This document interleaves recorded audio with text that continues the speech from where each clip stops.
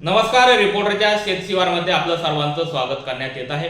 राज्य सरकारने भाजीपाला फळ झाडाचे उत्पादन वाढवण्यासाठी पुण्यश्लोक अहिल्यादेवी होळकर रोपवाटिका योजना सुरू केलेली आहे।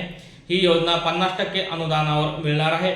तर त्यासाठी शासनाने एक खर्चाचे अंदाजपत्रक तयार केलेले आहे। हे अंदाजपत्रक आपण पाहूया। शेडनेट गृह म्हणजे 1000 चौरस मीटरसाठी 3.80 लाख रुपये खर्च लागणार आहे। तर त्यातले 1.90 म्हणजे 1,90,000 रुपये शासन देणार आणि 1,90,000 रुपये शेतकऱ्यांना खर्च करावे लागणार आहे। प्लास्टिक टनेल 2 युनिटसाठी 60,000 रुपये लागतात। त्यासाठी 30,000 रुपये सरकार देणार आणि 30,000 रुपये शेतकऱ्यांना खर्च करावे लागणार। नॅपशॅक पॉलिबॅग एक नग 76,000 रुपयाला येत आहे।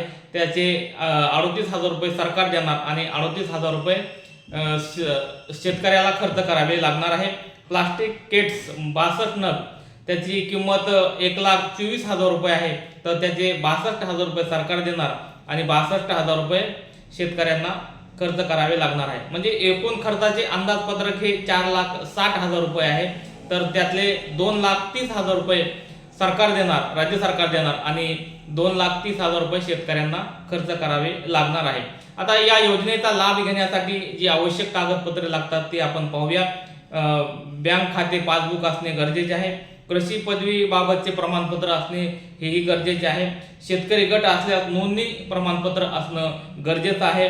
स्थळदर्शक नकाशा असणंही गरजेचं आहे। ज्या शेतकऱ्यांना या योजनेचा लाभ घ्यायचा आहे त्या शेतकऱ्यांना महाडीबीटी संकेतस्थळ आहे कृषी विभागाचं, त्यावर जाऊन तुम्हाला ऑनलाईन अर्ज दाखल करायचा आहे।